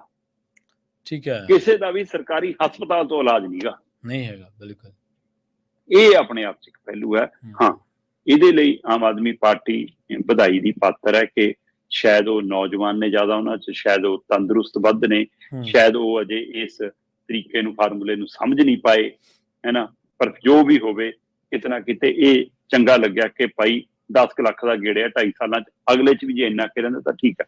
ਪ੍ਰਵੀਨ ਜੀ, 2003 ਤੱਕ 250 ਰੁਪਇਆ ਮਹੀਨਾ ਮੈਡੀਕਲ ਭੱਤਾ ਮਿਲਦਾ ਸੀ ਇਹਨਾਂ ਨੂੰ, ਐਮਐਲਏ ਮੰਤਰੀਆਂ ਸੰਤਰੀਆਂ ਨੂੰ। ਠੀਕ ਹੈ, ਠੀਕ ਹੈ, ਉਹ ਸਮੇਂ ਦੇ ਹਿਸਾਬ ਨਾਲ ਵਧਣਾ ਹੁੰਦਾ ਕਿ 1000 ਹੋ ਗਿਆ, 2000 ਹੋ ਗਿਆ, 5000 ਹੋ ਜਾਵੇ, 10000 ਹੋ ਜਾਵੇ, ਸਮਝ ਆਉਂਦਾ ਕਿ ਠੀਕ ਹੈ ਜੀ। ਪਰ 2004 'ਚ, ਫਰਵਰੀ 2004 'ਚ ਇਹਨੂੰ ਖੋਲ ਦਿੱਤਾ ਗਿਆ, ਜਿਵੇਂ ਕੈਦੀਆਂ ਲਈ ਹੈ ਨਾ, ਕਿ ਵੀ ਕੈਦੀਆਂ ਨੂੰ ਜਿੰਨੇ ਇਲਾਜ ਦੀ ਲੋੜ ਪੈ ਜਾਵੇ ਉਹਨਾਂ ਕਰਨਾ ਪਊਗਾ। ਉਹ ਹੁਣ ਉਸ ਲਾਈਨ 'ਚ ਖੜੇ ਨੇ ਸਾਡੇ ਐਮਐਲਏ, ਸਾਬਕਾ ਐਮਐਲਏ, ਮੰਤਰੀ, ਸਾਬਕਾ ਮੰਤਰੀ ਸਾਰੇ, ਕਿ ਵੀ ਜਿੰਨੀ ਲੋੜ ਹੈ ਉਹਨਾਂ ਖੋਲ ਲਓ। ਹੁਣ ਇਹ 'ਚ ਕਿੰਨੇ ਕੁ ਅਸਲੀ ਬਿੱਲ ਨੇ, ਕਿੰਨੇ ਕੁ ਨਕਲੀ ਬਿੱਲ ਨੇ, ਕਿੰਨੀਆਂ ਕੁ ਮੌਜਾਂ ਨੇ, ਇਲਾਜ ਅਮਰੀਕਾ ਤੱਕ ਹੁੰਦੇ ਨੇ, ਉਹ ਸਾਰਾ ਵਰਤਾਰਾ ਹੈ। ਤੇ ਪਰ ਮੌਜੂਦਾ ਸਰਕਾਰ ਨੇ ਇਸ 'ਚ ਇੱਕ ਚੰਗੀ ਲੀਕ ਖਿੱਚੀ ਹੈ। ਅਜੇ ਤੱਕ 5 ਕੁ ਜਣਿਆਂ ਨੇ ਬਿੱਲ ਲਏ ਨੇ, ਪਰ ਉਹ ਵੀ 10 ਲੱਖ ਦੇ ਵਿੱਚ, ਇੱਕ ਕਾਬਲੇ ਤਾਰੀਫ ਕਦਮ ਹੈ। ਸਿਆਸੀ ਤੌਰ ਤੇ ਆਪਾਂ ਮੰਨਦੇ ਹਾਂ ਵੀ ਕਈ ਲੋਕ ਬਹੁਤ ਕੱਦਾਵਰ ਹੁੰਦੇ ਨੇ, ਕਿਉਂਕਿ ਜੇ ਕੋਈ 5 ਵਾਰੀ ਕਿਸੇ ਪਰਿਵਾਰ 'ਚੋਂ ਕੋਈ ਬੰਦਾ ਮੁੱਖ ਮੰਤਰੀ ਬਣ ਗਿਆ ਤਾਂ ਇਹ ਛੋਟੀ ਗੱਲ ਨਹੀਂ ਹੈ। 5 ਵਾਰ ਤਾਂ ਮੈਂਬਰ ਬਣਨਾ ਔਖਾ ਹੈ ਪਿੰਡ ਦੇ ਵਿੱਚ, ਜੇ ਕੋਈ ਇੱਕ ਵਾਰੀ ਮੁੱਖ ਮੰਤਰੀ ਰਹਿ ਗਿਆ। ਪਰ ਬਹੁਤ ਸਾਰੇ ਮਾਮਲੇ, ਬਹੁਤ ਸਾਰੀਆਂ ਗੱਲਾਂ ਅਜਿਹੀਆਂ ਹੁੰਦੀਆਂ ਜਿੱਥੇ ਤੁਸੀਂ ਸਮਾਜ ਦੇ ਵਿੱਚ ਆਪਣਾ ਸ਼ਖਸੀਅਤ ਵਿੱਚ ਵੀ ਕੱਦ ਵੱਡਾ ਕਰਦੇ ਤੁਹਾਡੇ ਕੋਲੇ ਮੌਕੇ ਹੁੰਦੇ, ਪਰ ਉਹ ਇਸ ਤਰ੍ਹਾਂ ਦੇ ਕਲੇਮ ਕਰਕੇ ਅਸੀਂ ਮੌਕੇ ਖੁੰਝਾ ਲੈਂਦੇ ਹਾਂ। ਹੁਣ ਜਿਹੜੇ ਪਰਿਵਾਰਾਂ ਦੀ ਤੁਸੀਂ ਗੱਲ ਕੀਤੀ, ਮੈਨੂੰ ਨਹੀਂ ਲੱਗਦਾ ਆਰਥਿਕਤਾ ਦੇ ਵਿੱਚ ਕੋਈ ਵੀ ਪਰਿਵਾਰ ਕੋਈ ਮਾੜੀ ਢਿੱਡੀ ਗੱਲ ਹੋਣੀ ਹੈ। ਬਹੁਤ ਸਾਰਾ ਸਰਮਾਇਆ ਇਹਨਾਂ ਪਰਿਵਾਰਾਂ ਕੋਲੇ ਹੈ। ਬਾਦਲ ਪਰਿਵਾਰ, ਬਰਾੜ ਪਰਿਵਾਰ, ਰਖੜਾ ਪਰਿਵਾਰ, ਮਤਲਬ 2 ਲੱਖ ਦਾ ਬਿੱਲ। ਹਾਂਜੀ, ਰਖੜਾ ਪਰਿਵਾਰ ਹੈ ਨਾ, ਉਹ ਮਤਲਬ ਜਿਵੇਂ ਹੁਣ ਵਾਲੇ ਨੇ 2500 ਦਾ ਲਿਆ ਇੱਕ ਨੇ। ਇਹੀ ਜਿਹੜੀ ਸਾਰੀ ਸਥਿਤੀ ਹੈ ਸ਼ਰਮਾ ਜੀ, ਉਹ ਖੇਤੀ ਮੋਟਰਾਂ ਦੇ ਮਾਮਲੇ ਦੇ ਵਿੱਚ ਵੀ ਹੈ। 2-2.5 ਏਕੜ ਵਾਲਾ ਜਿਹੜਾ ਜ਼ਿਮੀਂਦਾਰ ਹੈ, ਜੇ ਉਹਦੇ ਕੋਲ ਮੋਟਰ ਹੈ ਤਾਂ ਉਹ 3 ਏਕੜਾਂ ਤੇ ਕਿੰਨਾ ਕੁ ਪਾਣੀ ਖਿੱਚ ਲੂਗਾ, ਉਹ ਕੀ ਕਰ ਲੂਗਾ। ਕਈਆਂ ਕੋਲੇ ਹੈ ਵੀ ਨਹੀਂ, ਕਈਆਂ ਕੋਲੇ 5 ਏਕੜ ਪੈ ਤਾਂ ਹੀ ਗੱਲ ਹੁੰਦੀ ਹੈ ਨਾ ਕਿ 5 ਏਕੜ ਤੱਕ ਸਾਰੀਆਂ ਸਹੂਲਤਾਂ ਦਿਓ, 5 ਤੋਂ ਬਾਅਦ ਹਿਸਾਬ ਲਾ ਲਓ। ਹਾਂ, ਤਾਂ ਹੀ ਚਰਚਾ ਹੁੰਦੀ ਹੈ ਨਾ। ਆਰਥਿਕ ਮਾਰ, ਖੇਤੀ ਚਿੰਤਕ, ਪਾਣੀ ਚਿੰਤਕ, ਇਸੇ ਪਹਿਲੂ ਤੇ ਗੱਲ ਕਰਦੇ ਆ। ਹਾਂਜੀ, ਪਰ ਉਹ ਪਹਿਲੂ ਕੱਲਾ ਕਿਸਾਨੀ ਤੱਕ ਨਾ ਰਹੇ, ਇੰਡਸਟਰੀ ਤੱਕ ਵੀ ਜਾਏ। ਹੁਣ ਜਿਹੜਾ ਬੰਦਾ 200 ਏਕੜ ਦਾ ਮਾਲਕ, ਜਿੰਨੀ ਪਾਣੀ ਦੀ ਬਰਬਾਦੀ, ਜਿਹੜਾ ਬੰਦਾ 200 ਏਕੜ ਦਾ ਮਾਲਕ ਹੈ, ਜ਼ਾਹਰ ਜੀ ਗੱਲ ਆ, ਉਹਦੇ 200 ਏਕੜ 'ਚ ਘੱਟੋ ਘੱਟ 14-15 ਟਿਊਬਵੈਲ ਹੋਣਗੇ, ਮੋਟਰਾਂ ਹੋਣਗੀਆਂ, ਤੇ ਲਾਹਾ ਉਹ ਲਈ ਜਾਂਦਾ। ਜਦ ਕਿ 4-5 ਕਿੱਲਿਆਂ ਨੂੰ ਤਾਂ ਮੁੱਲ ਪਾਣੀ ਲਾਉਂਦਾ। ਆਪਾਂ ਇੱਕ ਦਿਨ ਗੱਲ ਵੀ ਕੀਤੀ ਸੀ ਕਿ ਮੁੱਲ ਦਾ ਪਾਣੀ ਵਿਕਣ ਲੱਗ ਪਿਆ, ਹੁਣ ਧਨਾੜ ਪਾਣੀ ਵੀ ਵੇਚਣ ਲੱਗ ਪਏ। ਆਪਣਾ ਮੋਟਰ ਮੁਫਤ ਕੱਢਦੀ ਹੈ ਤੇ ਨਾਲ ਵਾਲੇ ਨੂੰ ਮੁੱਲ ਦਿੰਦੇ ਆ। ਹਾਂਜੀ, ਬਿਲਕੁਲ। ਤੇ ਅਗਲੀ ਖਬਰ ਦੇ ਵੱਲ ਵਧੀਏ, ਗੱਲ ਕਰੀਏ ਇੱਕ ਪੰਜਾਬ ਸਰਕਾਰ ਦੇ ਚਰਚਿਤ ਅਫਸਰ ਦੀ। ਇਹ ਅਫਸਰ ਪਿਛਲੀਆਂ ਸਰਕਾਰਾਂ ਦੇ ਵਿੱਚ ਵੀ ਖਾਸਾ ਚਰਚਿਤ ਰਿਹਾ, ਕ੍ਰਿਸ਼ਨ ਕੁਮਾਰ। ਉਹਨਾਂ ਦਾ ਇਹ ਦਾਅਵਾ ਕਹਿ ਲਓ, ਜਾਂ ਉਹਨਾਂ ਨੇ ਇਹ ਗੱਲ ਕਹੀ ਹੈ ਕਿ ਪੰਜਾਬ ਸਰਕਾਰ ਕੋਈ ਵੀ ਚੀਜ਼ ਹੁਣ ਚੰਡੀਗੜ੍ਹੋਂ ਨਹੀਂ ਖਰੀਦੂਗੀ। ਦੇਖੋ ਪ੍ਰਵੀਨ ਜੀ, ਪਹਿਲੀ ਗੱਲ ਤਾਂ ਇਹ ਹੈ ਕਿ ਕ੍ਰਿਸ਼ਨ ਕੁਮਾਰ ਕਿਸੇ ਵੀ ਵਿਭਾਗ ਚਲੇ ਜਾਣ, ਉਹਨਾਂ ਦੀ ਚਰਚਾ ਹੁੰਦੀ ਹੈ। ਹਾਂਜੀ, ਬਿਲਕੁਲ। ਉਹ ਆਪਣੇ ਕੰਮ ਨੂੰ ਲੈ ਕੇ ਚਰਚਾ ਚਾਹੁੰਦੇ ਆ। ਕਈਆਂ ਨੂੰ ਉਹਨਾਂ ਦਾ ਕੰਮ ਚੰਗਾ ਲੱਗਦਾ, ਕਈਆਂ ਨੂੰ ਚੁਭਦਾ, ਕਈ ਉਹਨਾਂ ਦੇ ਕੰਮ ਦੀ ਤਾਰੀਫ ਕਰਦੇ ਆ, ਕਈ ਉਹਨਾਂ ਦੇ ਕੰਮ ਕਰਕੇ ਮੁਸੀਬਤ 'ਚ ਵੀ ਪੈਂਦੇ ਆ। ਪਰ ਕ੍ਰਿਸ਼ਨ ਕੁਮਾਰ ਕੀ ਚਰਚਾ 'ਚ ਰਹਿਣ ਜਾਣਦੇ ਨੇ, ਜਾਂ ਬਾਕੀਆਂ ਨਾਲੋਂ ਨਵੇਕਲਾ ਕੰਮ ਕਰਨਾ ਜਾਣਦੇ ਨੇ, ਇਹਦੇ ਉੱਤੇ ਚਰਚਾ ਵੱਖਰੀ ਹੋ ਸਕਦੀ ਹੈ। ਜਾਂ ਉਹਨਾਂ ਦਾ ਕੰਮ ਕਾਰ ਦਾ ਤਰੀਕਾ ਹੀ ਇਸ ਤਰ੍ਹਾਂ ਹੈ ਨਾ। ਜੇ ਉਹ ਮਤਲਬ ਕਿ ਇੰਨੇ ਕਾਬਲ ਨੇ ਔਰ ਇੰਨਾ ਵਧੀਆ ਕੰਮ ਕਰ ਸਕਦੇ ਨੇ, ਤਾਂ ਬਾਕੀ ਅਫਸਰਾਂ ਨੇ ਤਾਂ ਉਹੀ ਪੜ੍ਹਾਈ ਲਿਖਾਈ ਕੀਤੀ ਹੈ ਜੀ, ਉਹ ਅਫਸਰ ਕਿਉਂ ਨਹੀਂ ਕਰਦੇ? ਜਾਂ ਇਹਨਾਂ ਨੂੰ ਸੁਰਖੀਆਂ 'ਚ ਰਹਿਣਾ ਆਉਂਦਾ। ਪਰ ਜੋ ਵੀ ਹੈ, ਕ੍ਰਿਸ਼ਨ ਕੁਮਾਰ ਦੇ ਕੰਮਾਂ ਨੂੰ ਲੈ ਕੇ ਉਹਨਾਂ ਦੀ ਚਰਚਾ ਅਕਸਰ ਹੁੰਦੀ ਹੈ। ਇੱਕ ਵਾਰ ਫੇਰ ਹੋਈ ਹੈ ਜੀ, ਪਿਛਲੇ ਦਿਨਾਂ 'ਚ ਜਦੋਂ ਬਦਲੀਆਂ ਹੋਈਆਂ ਤਾਂ ਕ੍ਰਿਸ਼ਨ ਕੁਮਾਰ ਹੋਰਾਂ ਨੂੰ ਜਿਹੜਾ ਟੈਕਸ ਵਿਭਾਗ ਹੈ ਉਹਦੇ ਵਿੱਚ ਵਿੱਤ ਕਮਿਸ਼ਨਰ ਦੀ ਨਿਯੁਕਤੀ ਮਿਲ ਗਈ। ਤੇ ਵਿੱਤ ਕਮਿਸ਼ਨ ਦੀ ਨਿਯੁਕਤੀ ਮਿਲਣ ਤੋਂ ਬਾਅਦ ਕਹਿੰਦੇ ਹਰਪਾਲ ਚੀਮਾ ਬਹੁਤ ਕੁਛ ਹੈ ਕਿ ਚੱਲ ਹੁਣ ਖਜ਼ਾਨਾ ਭਰੂਗਾ। ਵੈਸੇ ਤਾਂ ਪੰਜਾਬ ਦਾ ਖਜ਼ਾਨਾ ਭਰਨ ਦਾ ਆਮ ਆਦਮੀ ਪਾਰਟੀ ਨੇ ਦਮ ਭਰਿਆ ਸੀਗਾ ਕਿ ਰੇਤ 'ਚੋਂ ਪੈਸਾ ਇੰਨਾ ਆ ਜਾਣਾ, ਸ਼ਰਾਬ 'ਚੋਂ ਪੈਸਾ ਇੰਨਾ ਆ ਜਾਣਾ, ਟਰਾਂਸਪੋਰਟ ਮਾਫੀਆ 'ਚੋਂ ਪੈਸਾ ਇੰਨਾ ਆ ਜਾਣਾ, ਖਜ਼ਾਨਾ ਤਾਂ ਡੁੱਲ ਪਊਗਾ। ਫਿਰ ਖਜ਼ਾਨਾ ਭਰਨ ਦੀਆਂ ਕੋਸ਼ਿਸ਼ਾਂ ਕੀਤੀਆਂ ਕਿ ਮਤਲਬ ਕਿ ਵੈਟ ਵਧਾ ਦਿਓ ਪੈਟਰੋਲ ਡੀਜ਼ਲ ਤੇ, ਫਿਰ ਕਹਿੰਦੇ ਐਂ ਕਰੋ ਬੱਸਾਂ ਦਾ ਭਾੜਾ ਵਧਾ ਦਿਓ, ਅੱਛਾ ਆਹ ਬਿਜਲੀ ਸਬਸਿਡੀ 'ਚੋਂ 1500 ਕਰੋੜ ਬਚਾ ਲਓ, 1100 ਕਰੋੜ ਪ੍ਰਾਪਰਟੀ ਵਾਲਿਆਂ 'ਚੋਂ ਬਚਾ ਲਓ। ਏਦਾਂ ਨਹੀਂ ਖਜ਼ਾਨਾ ਭਰਨਾ। ਪਰ ਹੁਣ ਕ੍ਰਿਸ਼ਨ ਕੁਮਾਰ ਨੇ ਜਿਹੜੇ ਫਾਰਮੂਲੇ ਆ ਕੇ ਟੈਕਸ ਦੇ ਰੂਪ ਦੇ ਵਿੱਚ ਜਾਂ ਵਿੱਤ ਵਿਭਾਗ ਦੇ ਹਵਾਲੇ ਨਾਲ ਸੁਝਾਏ, ਕਹਿੰਦੇ ਹਰਪਾਲ ਚੀਮਾ ਬਾਗੋ ਬਾਗ ਗਿਆ। ਵੀ ਕਮਾਲ ਦਾ ਕੰਮ। ਕ੍ਰਿਸ਼ਨ ਕੁਮਾਰ ਹੋਰਾਂ ਨੇ ਸਾਰੇ ਵਿਭਾਗ ਜਿਹੜੇ ਪੰਜਾਬ ਦੇ ਨੇ, ਉਹਨਾਂ ਦੇ ਮੁਖੀਆਂ ਨਾਲ, ਉਹਨਾਂ ਦੇ ਸੈਕਟਰੀਆਂ ਨਾਲ ਮੀਟਿੰਗ ਬੁਲਾਈ। ਮੀਟਿੰਗ ਬੁਲਾ ਕੇ ਉਹਨਾਂ ਨੂੰ ਪੁੱਛਿਆ ਵੀ ਤੁਹਾਡੇ ਹੈੱਡ ਆਫਿਸ ਕਿੱਥੇ ਨੇ? ਕਹਿੰਦੇ ਜੀ ਚੰਡੀਗੜ੍ਹ। ਕਹਿੰਦੇ ਜੀ ਤੁਹਾਡੇ ਬਾਕੀ ਬ੍ਰਾਂਚ ਆਫਿਸ ਕਿੱਥੇ ਆ, ਤੁਹਾਡਾ ਐਕਸ਼ਨ ਜਿਹੜਾ ਹੁੰਦਾ ਹੈ, ਕੰਮਕਾਰ ਜਿਹੜਾ ਹੁੰਦਾ ਉਹ ਕਿੱਥੇ? ਕਹਿੰਦੇ ਜੀ ਪੰਜਾਬ। ਜਿਵੇਂ ਮਤਲਬ ਡੀਜੀਪੀ ਮੰਨ ਲਓ ਗੌਰਵ ਜਾਦਵ ਨੇ, ਉਹਨਾਂ ਦਾ ਆਫਿਸ ਕਿੱਥੇ ਹੈ? ਚੰਡੀਗੜ੍ਹ 'ਚ। ਚੰਡੀਗੜ੍ਹ ਦੇ ਪਰ ਸਾਰੇ ਥਾਣੇ ਕਿੱਥੇ ਨੇ ਉਹਨਾਂ ਦੇ? ਪੰਜਾਬ 'ਚ। ਪੁਲਿਸ ਤੰਤਰ ਸਾਰੀ ਟੀਮ ਕਿੱਥੇ ਹੈ? ਪੰਜਾਬ 'ਚ। ਬਿਲਕੁਲ। ਇਸੇ ਤਰ੍ਹਾਂ ਟਰਾਂਸਪੋਰਟ ਵਿਭਾਗ ਆ, ਉਹਦਾ ਆਫਿਸ ਇੱਥੇ ਆ, ਪਰ ਬੱਸਾਂ ਸਾਡੀਆਂ ਚੱਲਣੀਆਂ ਕਿੱਥੇ ਨੇ? ਸਾਰੇ ਵਿਭਾਗਾਂ ਦਾ ਇਦਾਂ ਲਗਭਗ ਸਿਸਟਮ ਹੈ। ਹਾਂ, ਕੁਝ ਦਫ਼ਤਰ ਮੋਹਾਲੀ ਸ਼ਿਫਟ ਹੋਏ ਨੇ, ਪਰ ਜ਼ਿਆਦਾਤਰ ਸਾਡੇ ਚੰਡੀਗੜ੍ਹ 'ਚ ਨੇ। ਸੋ ਚੰਡੀਗੜ੍ਹ 'ਚ ਹੈੱਡ ਆਫਿਸ ਹੋਣ ਕਰਕੇ ਇਹਨਾਂ ਸਾਰੇ ਵਿਭਾਗਾਂ ਦੇ ਲਈ ਜਿਹੜੀ ਵੀ ਚੀਜ਼ ਖਰੀਦੀ ਜਾਂਦੀ ਆ, ਸਟੇਸ਼ਨਰੀ ਆ, ਕੰਪਿਊਟਰ ਨੇ, ਲੈਪਟਾਪ ਨੇ, ਹੈ ਨਾ, ਮੰਨ ਲਓ ਹਾਰਡਵੇਅਰ ਹੈ, ਸੌਫਟਵੇਅਰ ਹੈ, ਜਿਹੜੀ ਵੀ ਚੀਜ਼, ਫਰਨੀਚਰ ਹੈ ਨਾ, ਕੁਛ ਵੀ, ਅਲਮਾਰੀ ਹੈ, ਉਹ ਸਾਰੀ ਖਰੀਦ ਚੰਡੀਗੜ੍ਹ 'ਚ ਹੁੰਦੀ ਹੈ। ਠੀਕ ਹੈ। ਚੰਡੀਗੜ੍ਹ ਪੰਜਾਬ ਦੀ ਰਾਜਧਾਨੀ ਹੈ। ਸਾਡਾ ਸਕੱਤਰੇਤ ਇੱਥੇ ਆ, ਸਾਡੇ ਦਫ਼ਤਰ ਇੱਥੇ ਨੇ, ਸਾਡਾ ਕੰਮਕਾਰ ਇੱਥੇ ਆ, ਸਾਡੀ ਸਰਕਾਰਾਂ ਇੱਥੇ ਰਹਿੰਦੇ ਨੇ, ਲੀਡਰ ਇੱਥੇ ਰਹਿੰਦੇ ਨੇ, ਅਫਸਰ ਇੱਥੇ ਰਹਿੰਦੇ ਨੇ। ਪਰ ਕੇਂਦਰ ਨੇ ਇਸ ਨੂੰ ਵੱਖਰੀ ਸਟੇਟ ਦਾ ਡਿਊਟੀ ਦੇ ਹਵਾਲੇ ਨਾਲ ਦਰਜਾ ਦਿੱਤਾ ਹੋਇਆ। ਤੇ ਜਦੋਂ ਵੱਖਰੀ ਸਟੇਟ ਹੈ ਤਾਂ ਜਿਹੜੀ ਵੀ ਖਰੀਦ ਪੰਜਾਬ ਸਰਕਾਰ ਦੇ ਖਜ਼ਾਨੇ 'ਚੋਂ ਹੁੰਦੀ ਹੈ, ਉਹਦਾ GST ਸਿੱਧਾ ਚੰਡੀਗੜ੍ਹ ਦੇ ਖਾਤੇ 'ਚ ਜਾਂਦਾ, ਨਾ ਕਿ ਪੰਜਾਬ ਦੇ ਖਾਤੇ 'ਚ ਆਉਂਦਾ। ਇਸ ਨੁਕਤੇ ਨੂੰ ਬਰੀਕੀ ਨਾਲ ਫੜਿਆ ਕ੍ਰਿਸ਼ਨ ਕੁਮਾਰ ਹੋਰਾਂ ਨੇ। ਉਦਾਹਰਨ ਵਜੋਂ ਲੰਘੇ ਚੰਦ ਦਿਨਾਂ ਦੇ ਜਾਂ ਮਹੀਨਿਆਂ ਦੇ ਹਿਸਾਬ ਨਾਲ ਜੇ ਮੈਂ ਦੇਖਾਂ, 6 ਸਰਕਾਰੀ ਵਿਭਾਗਾਂ ਦਾ ਹਵਾਲਾ ਦਿੱਤਾ ਉਹਨਾਂ ਨੇ। 6 ਸਰਕਾਰੀ ਵਿਭਾਗਾਂ ਨੇ ਲਗਭਗ 31 ਕਰੋੜ ਦਾ ਸਮਾਨ ਖਰੀਦਿਆ ਜੀ ਲੰਘੇ ਮਹੀਨਿਆਂ 'ਚ। ਠੀਕ ਹੈ ਜੀ। 30 ਕਰੋੜ 75 ਲੱਖ ਦੇ ਸਮਾਨ ਦੀ ਖਰੀਦ ਕੀਤੀ ਹੈ ਪੰਜਾਬ ਸਰਕਾਰ ਦੇ ਵੱਖ-ਵੱਖ 6 ਵਿਭਾਗਾਂ ਨੇ ਪੰਜਾਬ ਦੇ ਲਈ। ਤੇ ਉਹਦੀ GST ਦੇ ਰੂਪ 'ਚ ਚੰਡੀਗੜ੍ਹ ਦੇ ਖਾਤੇ 'ਚ ਗਿਆ ਜੀ 5.5 ਕਰੋੜ, 5 ਕਰੋੜ 53 ਲੱਖ ਰੁਪਈਆ। ਤੇ ਜੇ ਇਹੀ ਖਰੀਦ ਮੋਹਾਲੀ 'ਚੋਂ ਹੋਈ ਹੁੰਦੀ, ਇਹੀ ਖਰੀਦ ਪਟਿਆਲੇ, ਜਲੰਧਰ 'ਚੋਂ ਹੋਈ ਹੁੰਦੀ, ਤਾਂ ਉਹ ਪੈਸੇ ਕਿਹਦੇ ਖਾਤੇ 'ਚ ਆਉਣੇ ਸੀ? ਪੰਜਾਬ ਦੇ। ਤੇ GST ਦਾ ਸਾਡਾ ਅੰਕੜਾ ਹੀ ਵਧਣਾ ਸੀ, ਸਾਡੇ ਖਜ਼ਾਨੇ ਨੂੰ ਫਾਇਦਾ ਹੋਣਾ ਸੀ। ਸੋ ਇਸ ਹਵਾਲੇ ਨਾਲ ਕ੍ਰਿਸ਼ਨ ਕੁਮਾਰ ਨੇ ਨੁਕਤੇ ਤੇ ਕੰਮ ਸ਼ੁਰੂ ਕੀਤਾ ਕਿ ਵੀ ਪੰਜਾਬ ਸਰਕਾਰ ਦਾ ਜਿਹੜਾ ਵੀ ਵਿਭਾਗ ਹੈ ਉਹ ਚੰਡੀਗੜ੍ਹ 'ਚੋਂ ਖਰੀਦ ਨਹੀਂ ਕਰੂਗਾ, ਪੰਜਾਬ 'ਚੋਂ ਖਰੀਦ ਕਰੂਗਾ। ਟੈਂਡਰ ਜਿਹੜੇ ਨਿਕਲਣਗੇ ਅੱਗੇ ਇਸ ਵੱਲ ਨਿਕਲਣਗੇ ਕਿ ਚੰਡੀਗੜ੍ਹ ਦੀ ਬਜਾਏ ਪੰਜਾਬ 'ਚ ਖਰੀਦਦਾਰੀ ਕੀਤੀ ਜਾਵੇ। ਇਹਦੇ ਨਾਲ ਉਹਨਾਂ ਨੇ ਕਹਿੰਦੇ ਜੀ ਜਿਹੜੇ ਲਗਜ਼ਰੀ ਸਾਡੇ ਮੈਰਿਜ ਪੈਲਸ ਨੇ ਉਹਨਾਂ ਤੇ ਵੀ ਅੱਖ ਰੱਖ ਲਈ। ਵੈਸੇ ਆਪਾਂ ਇੱਕ ਦਿਨ ਪਹਿਲਾਂ ਵੀ ਗੱਲ ਕੀਤੀ ਸੀ ਕਿ ਵਿੱਤ ਵਿਭਾਗ ਜੀ ਸੈਲੂਨ ਦੇ ਉੱਤੇ, ਬੁਟੀਕ ਦੇ ਉੱਤੇ ਨਜ਼ਰ ਰੱਖ ਰਿਹਾ ਵੱਡਿਆਂ ਤੇ, ਪਰ ਉਹ ਕਿਸੇ ਹੋਰ ਮਨਸ਼ਾ 'ਚੋਂ ਨਿਕਲ ਰਹੀਆਂ ਸੀ ਗੱਲਾਂ।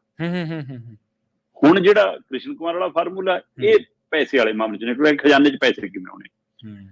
ਕਹਿੰਦੇ ਵੀ ਕ੍ਰਿਸ਼ਨ ਕੁਮਾਰ ਨੇ ਡਾਟਾ ਇਕੱਠਾ ਕੀਤਾ ਕਿ ਜਿਹੜਾ ਆਮ ਪਿੰਡਾਂ 'ਚ, ਸਧਾਰਨ ਪਿੰਡਾਂ 'ਚ ਉਹਨਾਂ ਦੀ ਵਾਰ ਫਿਰਨੀ ਤੇ ਜਾਂ 4 ਪਿੰਡਾਂ ਦੇ ਵਿਚਾਲੇ ਕਿਤੇ ਖੇਤ ਦੇ ਵਿੱਚ ਜਿਹੜਾ ਵੀ ਛੋਟਾ ਬੜਾ ਵੀ ਮੈਰਿਜ ਪੈਲਸ ਬਣਿਆ, ਉਹ ਵੀ ਲੱਖ ਰੁਪਏ ਤੋਂ ਲੈ ਕੇ 5 ਲੱਖ ਤੱਕ ਲੈਂਦਾ ਜੇ ਕਿਸੇ ਵਿਆਹ ਬੁੱਕ ਕਰਨਾ। ਤੇ ਜਿਹੜੇ ਸ਼ਹਿਰਾਂ 'ਚ ਨੇ, ਮੋਹਾਲੀ 'ਚ ਨੇ, ਪਟਿਆਲੇ 'ਚ ਨੇ, ਜਲੰਧਰ 'ਚ ਨੇ, ਅੰਮ੍ਰਿਤਸਰ 'ਚ ਨੇ, ਇਹ ਤਾਂ ਕਹਿੰਦੇ 15 ਤੋਂ 20 ਲੱਖ ਤੱਕ ਵੀ ਲੈਂਦੇ ਨੇ। ਇਹਦਾ ਮਤਲਬ 1 ਲੱਖ ਤੋਂ ਲੈ ਕੇ 20 ਲੱਖ ਤੱਕ ਮੈਰਿਜ ਪੈਲਸ ਵਸੂਲਦੇ ਨੇ। ਪਰ ਜਿਹੜੇ 1 ਲੱਖ ਤੋਂ 5 ਲੱਖ ਵਸੂਲਦੇ ਨੇ, ਉਹ ਕਹਿੰਦੇ ਜੀ 20 ਤੋਂ 30 ਹਜ਼ਾਰ ਦੀ ਬੁਕਿੰਗ ਦਿਖਾਉਂਦੇ ਨੇ। ਜਿਹੜੇ 5 ਲੱਖ ਤੋਂ ਉੱਪਰ ਲੈ ਕੇ 10 ਲੱਖ, 15 ਲੱਖ, 20 ਲੱਖ ਤੱਕ ਜਾਂਦੇ ਨੇ, ਉਹ ਕਹਿੰਦੇ 3 ਲੱਖ, 4 ਲੱਖ, ਹੱਦ 5 ਲੱਖ ਤੱਕ ਦੀ ਬੁਕਿੰਗ ਦਿਖਾਉਂਦੇ ਨੇ। ਬਾਕੀ ਸਾਰਾ ਗੋਲਮਾਲ। 13% GST ਹੈ ਇਹਦੇ ਤੇ। ਜੀ ਬਿਲਕੁਲ। ਤੇ ਜੇ DJ ਵਗੈਰਾ ਕੀਤਾ ਤਾਂ 18% ਹੈ। ਤੇ ਹੁਣ ਕਹਿੰਦੇ ਜੀ ਫਾਰਮੂਲਾ ਕੱਢਿਆ ਕ੍ਰਿਸ਼ਨ ਕੁਮਾਰ ਨੇ ਕਿ ਇੱਕ ਤਾਂ ਨਕਲੀ ਗਾਹਕ ਬਣ ਕੇ ਫੋਨ ਕਰੋ ਵੀ ਜੀ ਸਾਡੇ ਮੁੰਡੇ ਦਾ ਵਿਆਹ ਹੈ, ਸਾਡੀ ਕੁੜੀ ਦਾ ਵਿਆਹ, ਉਹ ਖਾਸਾ ਡਾਟਾ ਇਕੱਠਾ ਕਰ ਲਿਆ। ਠੀਕ ਹੈ ਜੀ। ਫਿਰ ਮੈਰਿਜ ਪੈਲਸ ਦੇ ਹਵਾਲੇ ਨਾਲ ਹੁਣ ਲੀਕਰ ਸਰਟੀਫਿਕੇਟ ਲੈਣਾ ਪੈਂਦਾ ਕਿ ਵਿਆਹ ਦੇ ਲਈ ਇੰਨੀ ਸ਼ਰਾਬ ਜਾਰੀ ਕੀਤੀ ਜਾਵੇ। ਉਹ ਸ਼ਰਾਬ ਦੇ ਹਵਾਲੇ ਨਾਲ ਕਿ ਇੱਕ ਬੋਤਲ 'ਚੋਂ ਇੰਨੇ ਪੈਗ ਬਣਦੇ ਨੇ, ਇੰਨੇ ਬੰਦੇ ਆ ਗਏ ਹੈ, ਇੰਨੇ ਬੰਦੇ ਆਏ ਤੇ ਇੰਨੀਆਂ ਉਹਦੇ ਨਾਲ ਪਰਿਵਾਰਕ ਜੀ ਆਏ ਹੋਣੇ, ਉਹ ਗੁਣਾ ਘਟਾ ਕਰਕੇ ਕਿੰਨੇ ਬੰਦਿਆਂ ਲਈ ਕੀਤਾ ਤੇ ਮਤਲਬ ਕਿੰਨਾ ਤਾਮਚਾਮ ਹੈ, ਉਹਦੇ ਹਿਸਾਬ ਨਾਲ ਹਿਸਾਬ ਲਾਇਆ ਜਾ ਰਿਹਾ। ਕਹਿੰਦੇ ਹੱਥਾਂ ਪੈਰਾਂ ਦੀ ਪੈ ਗਈ ਪੰਜਾਬ ਦੇ ਮੈਰਿਜ ਪੈਲਸਾਂ ਨੂੰ, ਕਹਿੰਦਾ ਫੜੇ ਗਏ ਵੀ। ਹੁਣ ਕੀ ਇਹ ਸਿਰਫ ਚਰਚਾ ਚਾਹੀਏ ਗੱਲ? ਉਹ ਤੋਂ ਬਾਅਦ ਕਿਤੇ ਗੰਢ ਧੁੱਪ ਹੋਊਗੀ ਕਿਸੇ ਨਾਲ, ਮੈਂ ਨਹੀਂ ਕਹਿੰਦਾ ਕ੍ਰਿਸ਼ਨ ਕੁਮਾਰ ਨਾਲ ਹੋਊਗੀ ਜਾਂ ਹਰਪਾਲ ਚੀਮਾ ਨਾਲ ਹੋਊਗੀ, ਪਰ ਕੀ ਕਿਸੇ ਵੀ ਲੈਵਲ ਤੇ ਹੋ ਸਕਦੀ ਹੈ ਮਾਮਲਾ ਠੰਡੇ ਵਾਸਤੇ ਜਾ ਸਕਦਾ, ਜਾਂ ਸੱਚਮੁੱਚ ਅਜਿਹੇ ਹੋਰ ਚੋਰ ਮੋਰੀਆਂ ਰੋਕੀਆਂ ਜਾਣਗੀਆਂ ਜਿਹਦੇ ਨਾਲ ਪੰਜਾਬ ਦੇ ਖਜ਼ਾਨੇ 'ਚ ਆਮਦ ਆਵੇ? ਇਹ ਦੇਖਣ ਵਾਲੀ ਗੱਲ ਹੋਊਗੀ। ਪਰ ਇਹ ਪਹਿਲ ਕਦਮੀ ਨੇ ਆਸ ਜਗਾਈ ਹੈ। ਔਰ ਕਹਿੰਦੇ ਇਸ ਤਰ੍ਹਾਂ ਪਤਾ ਕਰਦਿਆਂ ਇਹ ਵੀ ਨਿਕਲਿਆ ਕਿ 40 ਤੋਂ 50% ਤਾਂ ਮੈਰਿਜ ਪੈਲਸ ਅਜਿਹੇ ਨੇ ਜਿਹੜੇ ਰਜਿਸਟਰਡ ਵੀ ਨਹੀਂ ਹੈਗੇ। ਇਹਦਾ ਮਤਲਬ ਪੂਰਾ ਹੀ ਕੰਮ ਗੋਲਮਾਲ ਕਰੀ ਜਾਂਦੇ ਨੇ, ਗਵਰਨ ਕਰੀ ਜਾਂਦੇ। ਸੋ ਇਹ ਸਾਰੇ ਅਜਿਹੇ ਕਿੰਨੀਆਂ ਮੋਰੀਆਂ ਨੇ ਜਿਹੜੀਆਂ ਰੋਕਣ ਦੀ ਲੋੜ ਹੈ। ਜੇ ਉਹ ਰੋਕਣ 'ਚ ਕਾਮਯਾਬ ਹੁੰਦੇ ਨੇ ਤਾਂ ਖਜ਼ਾਨੇ ਨੂੰ ਸਾਹ ਆਊਗਾ। ਪਰ ਬੇਨਤੀ ਹੈ ਕਿ ਪੰਜਾਬ ਸਰਕਾਰ ਜੇਕਰ ਅਜਿਹੇ ਉਪਰਾਲੇ ਕਰ ਰਹੀ ਹੈ ਤਾਂ ਆਪਣੇ ਖਰਚੇ ਵੀ ਘਟਾਵੇ। ਜਿਹੜੇ ਕਹਿੰਦੇ ਸੀ ਅਸੀਂ ਆਮ ਆਦਮੀ, ਉਹਨਾਂ ਦੇ ਖਰਚੇ ਅਜੇ ਬਹੁਤ VVIP ਵਾਲੇ ਨੇ। ਜੀ ਬਿਲਕੁਲ। ਦੇਖੋ ਜੇ ਕੋਈ ਕੰਮ ਕਰਨਾ ਚਾਹੇ ਅਫਸਰ ਤਾਂ ਕੰਮ ਤਾਂ ਬਹੁਤ ਪਿਆ ਪੰਜਾਬ ਦੇ ਵਿੱਚ ਕਰਨ ਵਾਲਾ। ਚੋਰ ਮੋਰੀਆਂ, ਲੀਕੇਜ ਤਾਂ ਬਹੁਤ ਰੋਕਣ ਵਾਲੀ ਪਈ ਹੈ ਜੇਕਰ ਰੋਕੀ ਜਾਵੇ ਤਾਂ। ਲੀਕੇਜ ਹੈ ਵੀ ਬਹੁਤ, ਔਰ ਦੂਜੇ ਪਾਸੇ ਇੱਥੇ ਤਾਂ ਆਪਾਂ ਇਹ ਵੀ ਦੇਖਿਆ ਵੀ ਇੱਕ ਪੁਲਿਸ ਵਾਲੇ ਨੂੰ 250 ਰੁਪਈਆ ਰਿਸ਼ਵਤ ਦੇਣ ਤੋਂ ਰੋਕ ਲਿਆ ਜਾਂ ਫੜ ਲਿਆ, ਬਾਅਦ ਦੇ ਵਿੱਚ ਉਹਨਾਂ ਹੀ ਆਗੂਆਂ ਤੇ ਕਿਹੋ ਜਿਹੇ ਦੋਸ਼ ਲੱਗਦੇ ਰਹੇ ਆਪਾਂ ਦੇਖਦੇ ਰਹੇ। ਜਾਂਦੇ ਜਾਂਦੇ ਗੱਲ ਕਰੀਏ ਡੇਰਾ ਮੁਖੀ ਦੀ, ਕੱਲ ਆਪਾਂ ਚਰਚਾ ਕੀਤੀ ਸੀਗੀ ਕਿ ਤਿਆਰੀਆਂ ਖਿੱਚੀਆਂ ਜਾ ਰਹੀਆਂ ਪੂਰੀਆਂ ਹਰਿਆਣਾ ਚੋਣਾਂ ਤੋਂ ਪਹਿਲਾਂ ਬਾਹਰ ਲਿਆਉਣ ਦੀਆਂ। ਹੁਣ ਕਹਿੰਦੇ ਚੋਣਾਂ ਤੋਂ ਪਹਿਲਾਂ ਡੇਰਾ ਮੁਖੀ ਨੂੰ ਬਾਹਰ ਲਿਆਉਣ ਤੇ ਮੋਹਰ ਹੀ ਲੱਗ ਗਈ। ਬਿਲਕੁਲ ਜੀ, ਆਪਾਂ ਕੱਲ ਜਦੋਂ ਗੱਲ ਕਰ ਰਹੇ ਸੀਗੇ ਕਿ ਸਰਕਾਰ ਉਹਨਾਂ ਦੀ, ਪ੍ਰਸ਼ਾਸਨ ਉਹਨਾਂ ਦਾ, ਪਰ ਹੁਣ ਚੋਣ ਜਾਬਤਾ ਲੱਗਿਆ, ਇਸ ਲਈ ਚੋਣ ਕਮਿਸ਼ਨ ਕੋਲ ਫਾਈਲ ਜਾਣੀ ਹੈ। ਤੇ ਆਪਾਂ ਨਾਲ ਇਹ ਵੀ ਗੱਲ ਕਰ ਰਹੇ ਸੀ ਕਿ ਚੋਣ ਕਮਿਸ਼ਨ ਕਿਹਦੀ ਕਠਪੁਤਲੀ ਹੈ, ਸਭ ਨੂੰ ਪਤਾ, ਸਭ ਨੂੰ ਪਤਾ, ਬਿਲਕੁਲ ਦੱਸਣ ਦੀ ਜ਼ਰੂਰਤ ਨਹੀਂ। ਤੇ ਉਹ ਕਠਪੁਤਲੀ ਨੇ ਆਪਣਾ ਕੰਮ ਕਰਤਾ। ਮਤਲਬ ਉਹ ਇਹ ਵੀ ਨਹੀਂ ਸੋਚਦੇ ਵੀ ਕਿ ਜਿਹੜਾ ਬੰਦਾ 20 ਦਿਨ ਪਹਿਲਾਂ ਆ ਕੇ ਗਿਆ ਜੇ, ਹੈ ਨਾ, ਮਤਲਬ ਕਤਲ ਮਾਮਲੇ 'ਚ, ਬਲਾਤਕਾਰ ਮਾਮਲੇ 'ਚ ਸਜ਼ਾ ਜਾਬਤਾ ਹੈ, ਔਰ ਪਤਾ ਹੈ ਕਿ ਉਹਦਾ ਅਸਰ ਚੋਣਾਂ ਤੇ ਪੈਂਦਾ ਹੈ ਜਾਂ ਪਊਗਾ, ਜਾਂ ਉਹ ਵੋਟਾਂ ਲਈ ਖੇਡ ਕਰਦਾ ਰਿਹਾ, ਪਰ ਤਾਂ ਵੀ ਉਹਨੂੰ ਬਾਹਰ ਲਿਆਉਣ ਦੇ ਲਈ ਜਦੋਜਹਿਦ ਹੋਈ। ਤੇ ਚੋਣ ਕਮਿਸ਼ਨ ਨੇ ਸ਼ਰਤਾਂ ਦੇ ਆਧਾਰ ਤੇ ਜੀ ਹਰਿਆਣੇ 'ਚ ਨਹੀਂ ਜਾਊਗਾ ਜੀ, ਚੋਣ ਪ੍ਰਚਾਰ ਨਹੀਂ ਕਰੂਗਾ ਜੀ, ਕਿਸੇ ਨੂੰ ਵੋਟਾਂ ਨੂੰ ਲੈ ਕੇ ਪ੍ਰਭਾਵਿਤ, ਉਹ ਭਰਾਵਾ ਉਹਦੀ ਟੀਮ ਹੈ, ਅਮਲਾ ਫਲ ਹੈ, ਉਹਦੇ ਬਾਹਰ ਆਉਣ ਦਾ ਹੀ ਸੁਨੇਹਾ ਸਭ ਤੋਂ ਬੜਾ ਚੋਣ ਪ੍ਰਚਾਰ। ਸੋ ਆਪਾਂ ਕੱਲ ਵੀ 25 ਤੋਂ ਲੈ ਕੇ 36 ਤੱਕ ਸੀਟਾਂ ਤੇ ਕਹਿੰਦੇ ਉਹਦਾ ਅਸਰ ਹੈ।